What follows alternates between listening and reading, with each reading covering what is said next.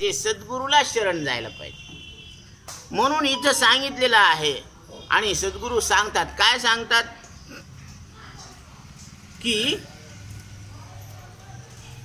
184 योनीतून फिरत फिरत फिरत फिरत हा जीव नरदेहात आला आणि योगायोगानं सद्गुरूच्या संगतीत आला. धन्य आनंदाची सापडली वेळ, संत सज्जन भेटले कृपाळ. त्यांनी फेडियाला बुद्धीचा मळ, दृष्टी दावियला यशोदेचा बाळो. तो श्रीकृष्ण परमात्मा तू आहे असं अपरोक्ष दृढ ज्ञान करून दिलं. कुणी? धन्य आनंदाची सापडली वेळ. आज जी वेळ आहे ना, मग व्यवहारामध्ये कोणाला प्रतिकूलता असेल, कोणाला अनुकूलता असेल, प्रत्येकाचं दुःख वेगळं आहे, ते गौण आहे. पण धन्य आनंदाची सापडली वेळ, संत सज्जन भेटले कृपाळ. संत भेटले आपल्याला, कारण गुरु हा संत कुळीचा राजा. गुरु हा प्राण विसावा माझा. गुरु संत कुळातले राजे आहेत, राजे. ज्ञानियांचा राजा गुरु महाराव, म्हणती ज्ञानदेव तुम्हायसी. म्हणून सद्गुरूची साथ आपल्याला आहे. तेरा साथ है तो मुझे क्या कमी. सद्गुरू सारिखा असता पाठीराखा.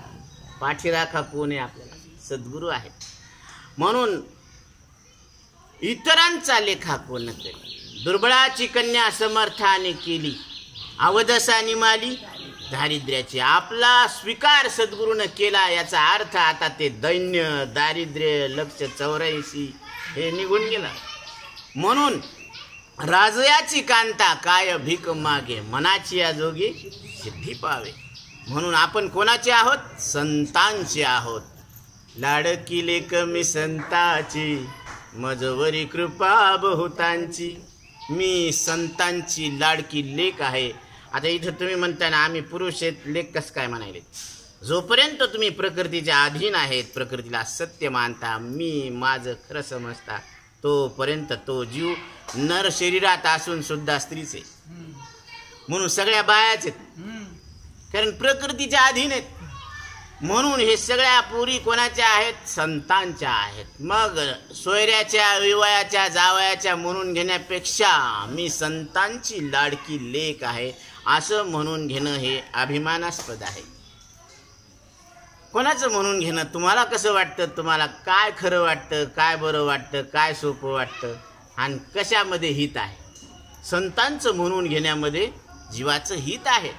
कारण आपण सारिखे करीती तात्काळ, नाही काळ वेळ तया लागी. शिक्षण घ्यायला किती वर्ष लागतात?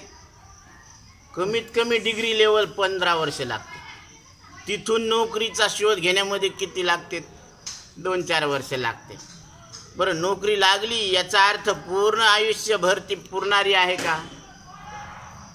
नाही पुरत. तुम्ही अजून पहा, खूप हिशोब असतो. दुधाचा खर्च, ह्याचा खर्च, त्याचा खर्च, सगळं कटून बी अजून बाकी देणं आहेच.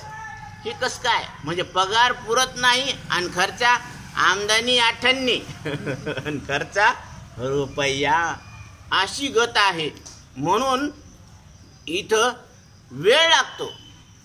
मूल गर्भामध्ये, आईच्या गर्भात तयार व्हायला 9 महिने 9 दिवस लागतात. पण तुम्ही ब्रह्मस्वरूप आहे असं कळून घ्यायला काय वेळ लागतो? हो, नाही काळ वेळ तया लागी. आपणा सारिखे करीती तात्काळ.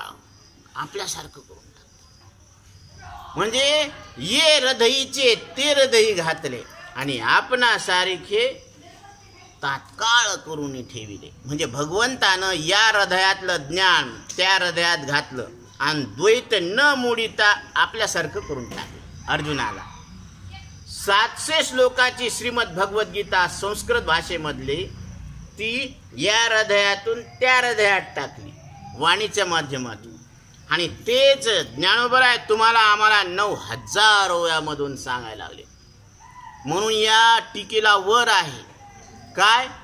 भाव धरोनिया वाचे ज्ञानेश्वरी, कृपा करी हरी तयावरी. ज्याला वाचन करता येत असेल त्यानं वाचन करा नित्यनेमानं 5-10 ओव्या तरी. आणि ज्याला वाचन करता येत नसेल त्याने निष्ठ ओव्यावरून बोट फिरवा, तरी तुम्हाला ज्ञानेश्वरी वाचन करता येईल ज्ञान असा मुडा मुढा अति मूढ त्या दगडा अति मूढ त्या दगडा असं ह्या टीकेला वर मिळालेला आहे. म्हणून आपला परमार्थ यशस्वी होतो. फक्त आपण काय करायला पाहिजे, आई वडील आणि सद्गुरू यांची सेवा करायला पाहिजे. कारण मातृदेवो भव, पितृदेवो भव, आचार्य देवो भव अशा पवित्र संस्कृती, हिंदू संस्कृतीमध्ये ही पवित्र परंपरा आहे की आई वडील आणि सद्गुरू यांना देव म्हणून पूजल्या जातं. या पवित्र संस्कृतीमध्ये आपल्याला पवित्र असलेला नरदेह मिळालेला आहे आणि या पवित्र नरदेहात आल्यानंतर पवित्र साधू संताची पवित्र संगती लाभलेली आहे. बैसता संताचे संगती कळो आले कमळापती. तो नारायण मी आहे असं आत्मरूपानं इथं लक्षात येणार आहे. आपल्याला आपलं आत्मरूपानं दर्शन घडणार आहे. म्हणून त्या आईला प्रणाम करा. कारण सद्गुरू आई आहे. आई तर आई आहेच. आईचे उपकार फिटत नाही. मग त्या आईला ज्यांचे असल नसल डोळे झाकून 1 मिनिटासाठी का होईना पण त्या आईचं स्मरण करा आणि तिला वचन द्या की आई, मी या जीवनामध्ये असं कुठलंही कार्य करणार नाही ज्याच्यामुळं तुझी मान खाली झुकेल, तुला खाली पाहावं लागल. असं मी कुठलंही कार्य करणार नाही. असं स्वतःच्या मनाला पक्का वचन द्या. त्या आईसाठी, त्या आईचे अनंत उपकार आहेत आपल्यावर. म्हणून आणि त्या रडणाऱ्या बाळाला पाळण्यामध्ये हळूहळू ब्रह्मज्ञानाचा घोट पाजणारी मदालसा माता सांगते, बाळा उठी वेगी पुत्रा जाई, तीर्थे रे तो हिंड, तेथे तुझला साधू संत भेटती उदंड, तया माझी आत्मज्ञानी झोन बोले वितंड, तो तुझ भुजवील प्रचंड. कारण तुझा तवा तापलेला आहे, त्रिविध तापे तापलो रामराया, परम दीन दयाळा निरसी मोहमाया. या मोहमायेच्या बंधनातून तोडणारे फक्त सद्गुरू आहे. म्हणून सद्गुरू वाचोनी संसारी तारक, नसेची निष्टंक आन कुणी, इंद्रचंद्र देव ब्रह्मादी करुणी, संशयाची श्रेणी छेदितीची ना. आपल्या अंतकरणातले संशय तोडण्याला समर्थ फक्त सद्गुरू आहे. म्हणून मज हृदयी सद्गुरू. माझ्या हृदयामध्ये कोणाला स्थान आहे? सद्गुरूला. का? जेणे तारिलो हा संसार पुरू. त्यांनी मला या भवसागरातून पार पाडलेला आहे. त्या युक्त्या सांगितलेल्या आहेत. म्हणून ते मार्गदर्शक आहेत. चालावं तुम्हालाच लागणार आहे. तुमच्याच अनुभवाच्या पावलानं तुम्हाला चालावं लागणार. फक्त मार्गदर्शन कोण करणार? मार्ग दावून गेले आधी दया निधी संत ते. आणि त्या संतांनी मार्गदर्शन केलेलं आहे आणि आपण त्या रस्त्यानं जायचंय.